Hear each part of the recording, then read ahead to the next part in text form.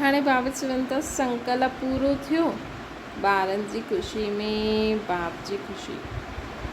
सफलता मुहूर्त आयो न, सफलता त सदा साथ ई आहे। जॾहिं बाप साथ आहिनि त सफलता काॾे वेंदी। जिते बाप आहिनि उते सर्व सिद्धियूं साथ आहिनि। बिंदी लॻाइणु ईंदो आहे, उहा बिंदी ते पोइ क्वेश्चन अची वेंदो आहे। बिंदी लॻाइणु ईंदो आहे या बिंदी में क्वेश्चन अची वेंदो आहे। अॼुकल्ह जी दुनिया में अहिड़ो बारूद हलाईंदा आहिनि जो एतिरी नंढी बिंदी में एतिरो वॾो सांप ठही वेंदो। अॼुकल्ह जी दुनिया में अहिड़ो बारूद हलाईंदा आहिनि जो एतिरी नंढी बिंदी सां एतिरो वॾो सांप थी वेंदो। उहा फटाको न हूंदो आहे हिकु जो नंढी सी गोली हूंदी आहे, हुन में आग लॻायो त एतिरो वॾो कारो सांप जीअं निकिरी ईंदो आहे। हिते बि लॻाइणी हूंदी आहे बिंदी, बिंदी में सभु समाइजी वेंदो आहे। अगरि संकल्प जी तीली लॻाए ॾींदव न त उहा सांप थी वेंदी।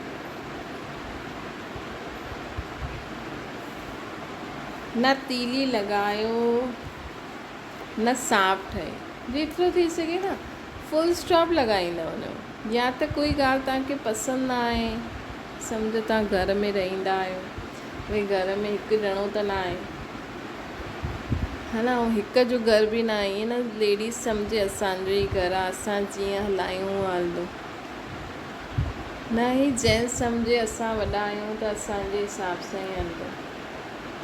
भई घर में सभु रहंदा आहिनि, है न, कुझु बि घर में माण्हू हेॾां खां होॾे बि कोई चीज़ करे त सभु मेंबर्स जी राज़ी हुजणु ज़रूरी हूंदी आहे न। सम्झो कि तव्हां फ्रिज खे बि हेॾां खां होॾे करो था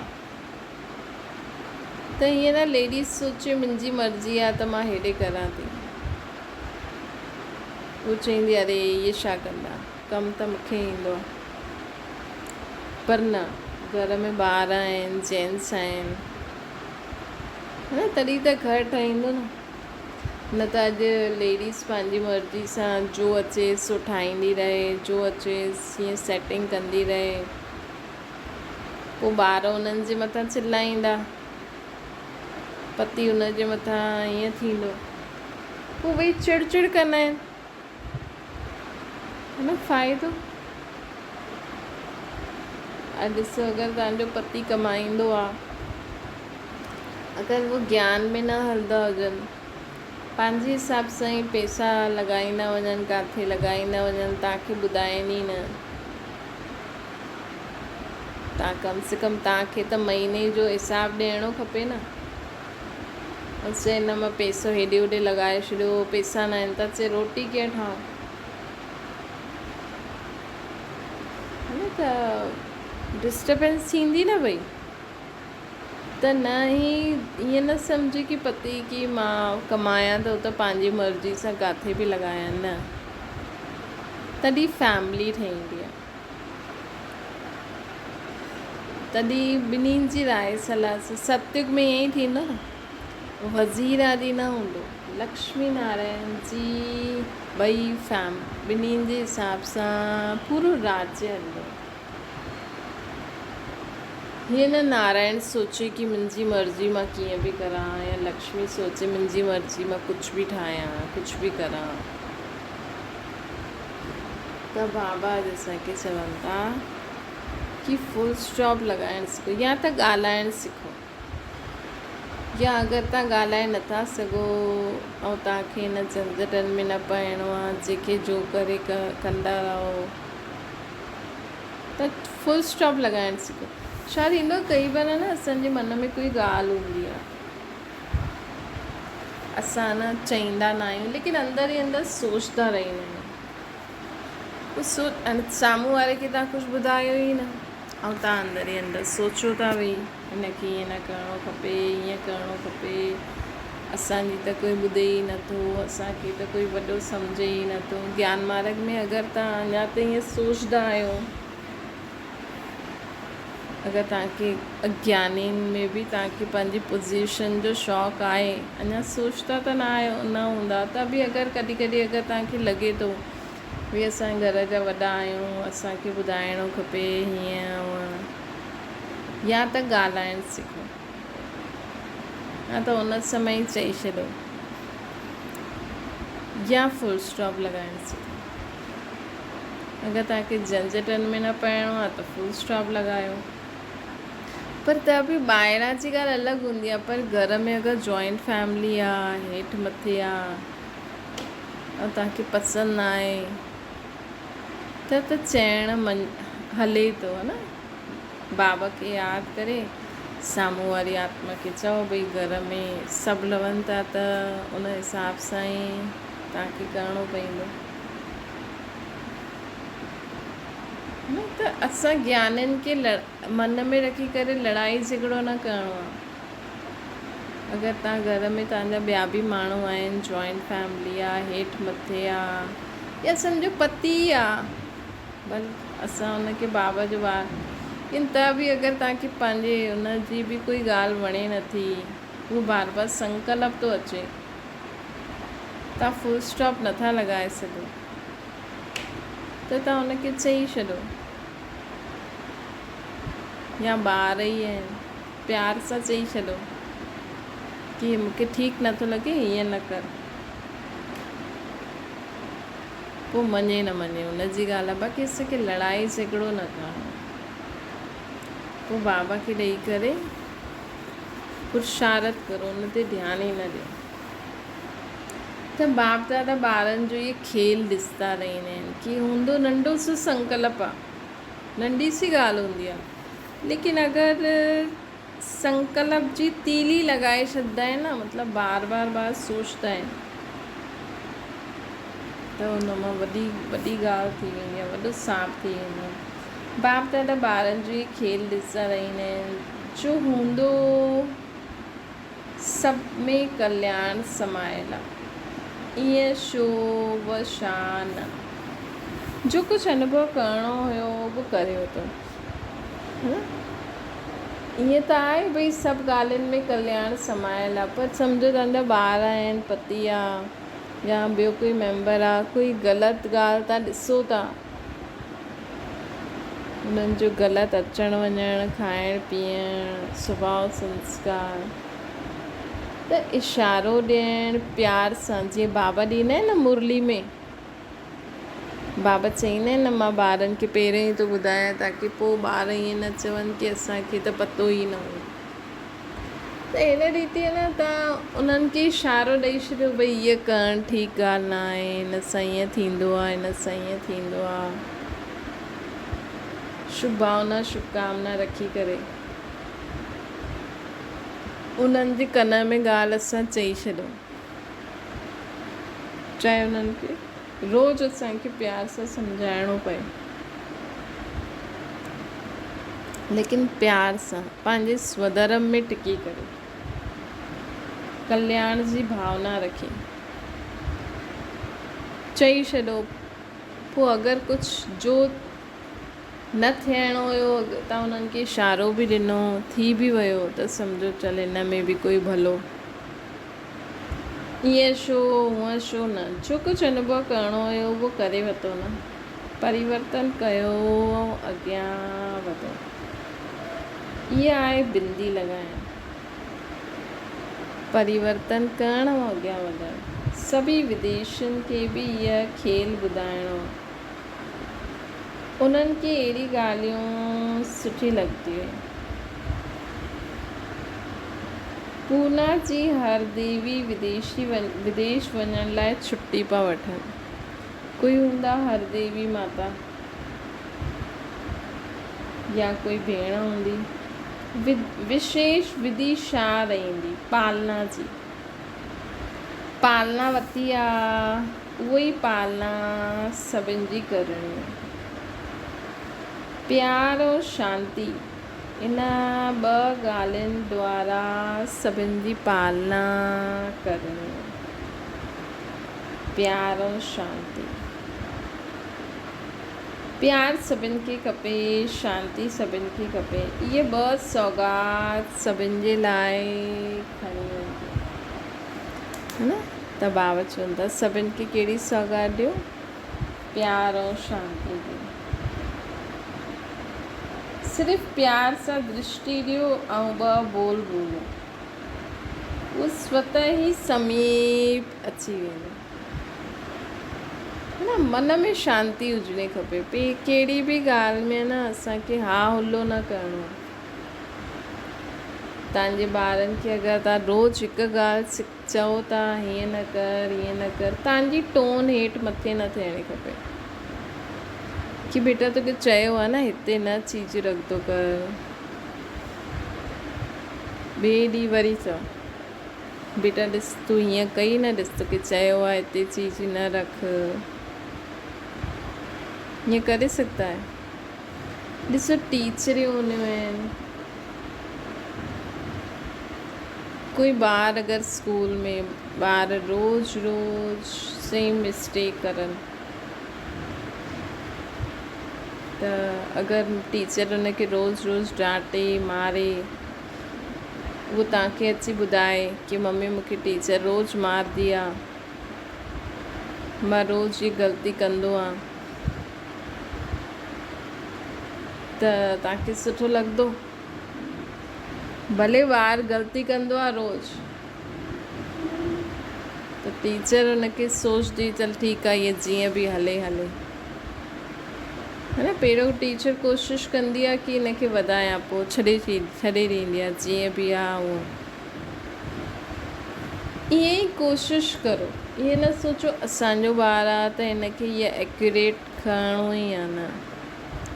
हर हिकु आत्मा जी सम्झ बुद्धि, ज्ञान मार्ग में ॾिसो कंहिंजी बुद्धि में, असांजी बुद्धि में केॾी समय खां पोइ पहिरियों असां न इहा ज्ञान कोई पॉइंट ॿुधूं था, केॾी हिकु बार में असांजी बुद्धि खुली वई, उन ॾींहुं असांखे इहा पॉइंट सम्झ में आई। थींदो आहे न, जबकि असां डायरेक्ट बाबा सां योग लॻाईंदा आहियूं त बि बुद्धि खुलण में केॾी समय लॻी वेंदी आहे।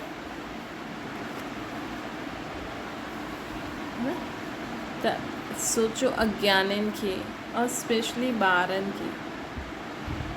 खे त माउ पीउ खे, टीचर खे कॾहिं बि डांटणो मारणो न खपे। ख़ुदि खे ॾिसूं, असां ज्ञान में अचण खां पोइ बि असांखे केॾो समय पोइ धीरे उहे ॻाल्हियूं सम्झ में ईंदियूं आहिनि, धीरे असां उन्हनि खे धारण, न त बाबा खे एॾो समय छो लॻे थो विनाश कराइण में। बाबा त चईंदा आहिनि सेकेंडनि में मां तव्हांखे वरसो ॾेई सघंदो आहे, लेकिन बुद्धि पंहिंजी महिनत सां बुद्धि खुले।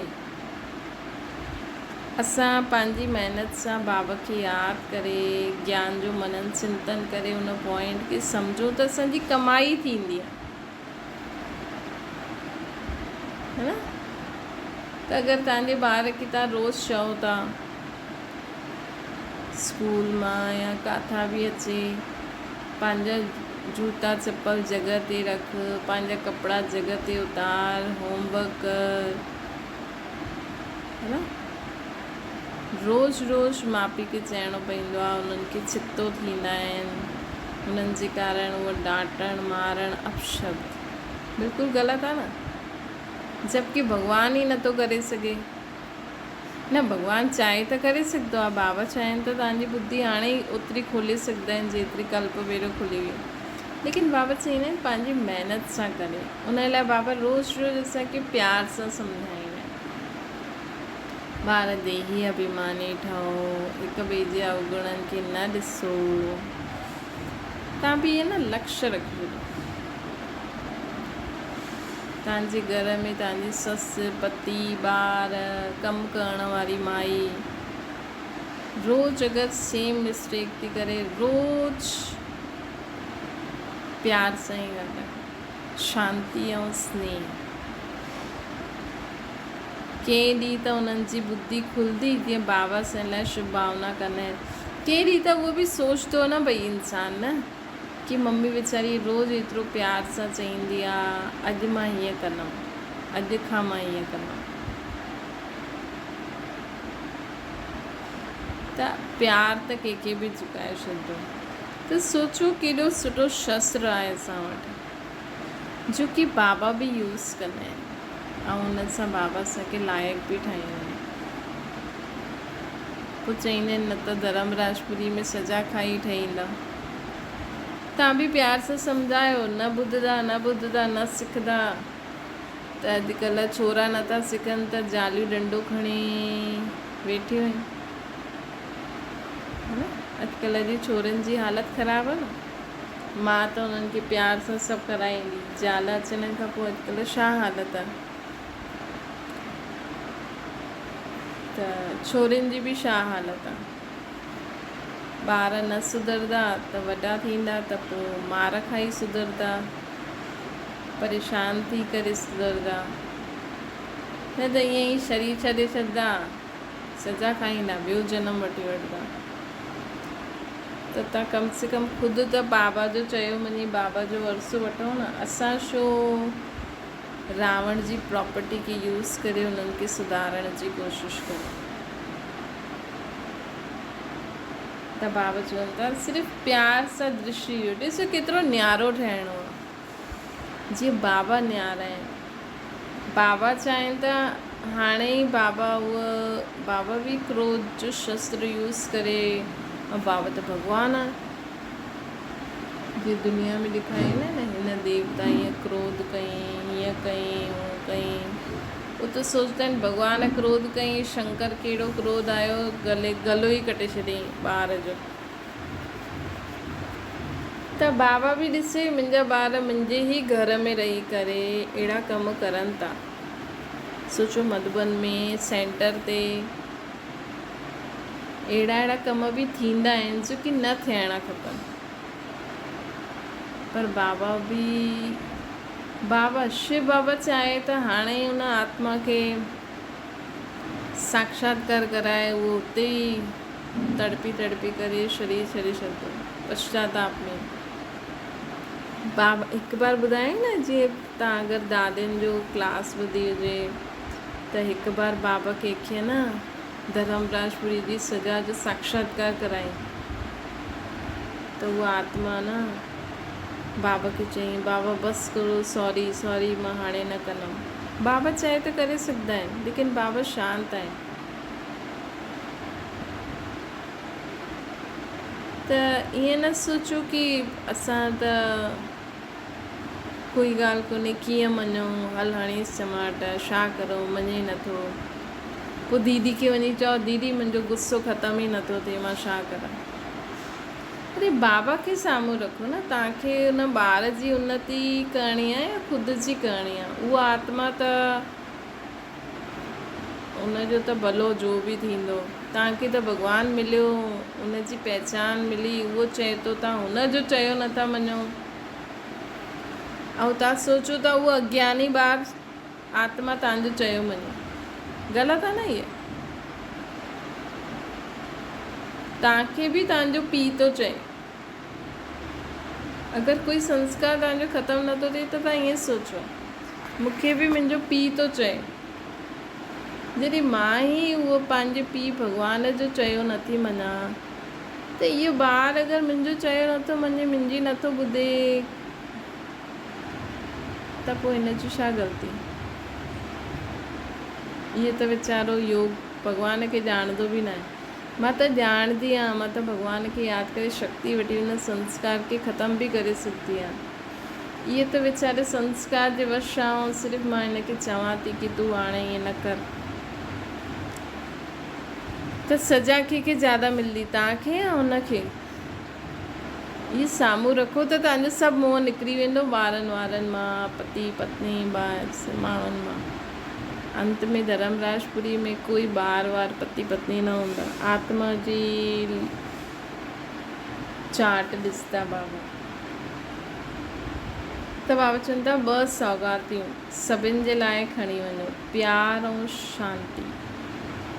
सिर्फ़ु प्यार सां दृष्टि ॾियो, 2 बोल बोलो, बेटा तोखे चयो आहे न ईअं न कर, वो स्वतः ई समीप अची वेंदा, वो स्वतः ई सुधरी वेंदा। इन ॻाल्हि खे यादि रखो कि बाबा ईअं चयो अथई ऐं तव्हां हिन खे इम्प्लीमेंट करो, ॾिसो सफलता मिलंदव तव्हांखे। जीअं पालना वरिती आहे, पालना जी अनुभूति त ॾाढी आहे न, त उअं ई पालना जो अनुभव ॿियनि खे बि कराइणो आहे। मास्टर गॉड ठहिणो आहे न। टॉपिक ते भाषण भल न करिणो आहे, लेकिन सभिनि सां टॉप जी चीज़ प्यार ऐं शांति जी अनुभूति कराइणी।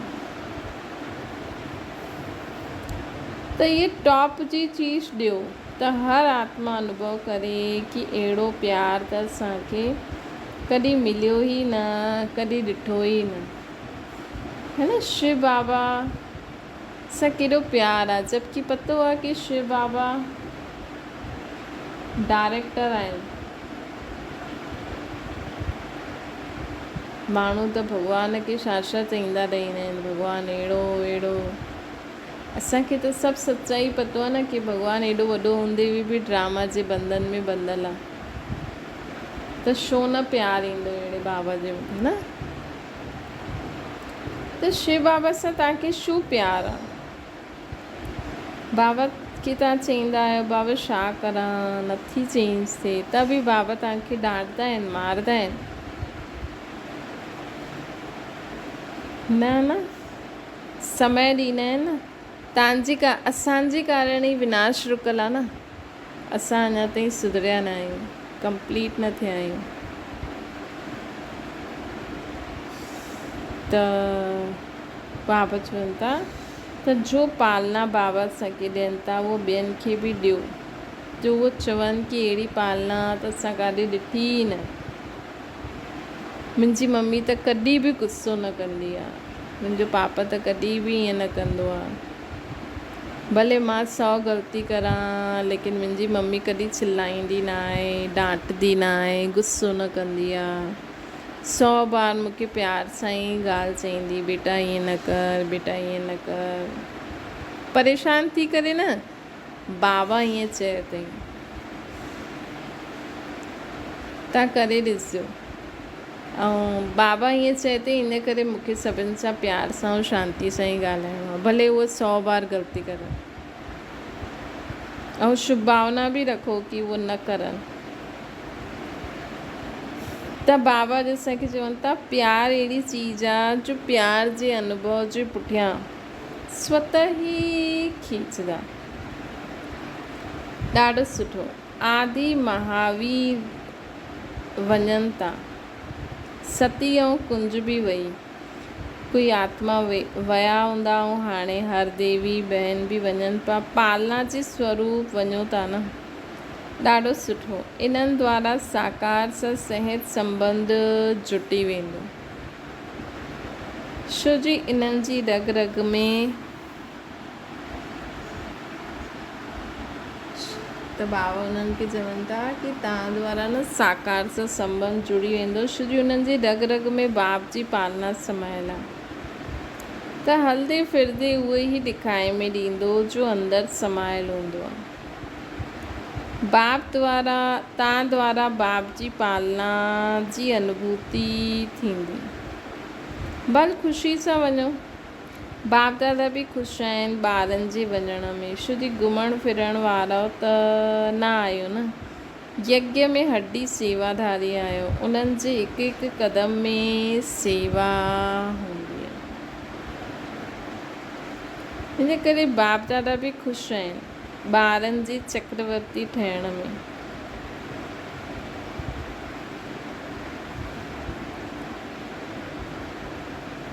त बाबा उन्हनि खे ख़ुशी ख़ुशी छुटी ॾेई करे छा था चवनि हाणे कि हाणे हर हिक खे शांति ऐं प्यार जी पालना ॾियो। पालना बाप दादा सां अनुभव करी आहे, साकार में हुननि कई, तव्हां बि अव्यक्त में कई आहे, अञा बि करो था।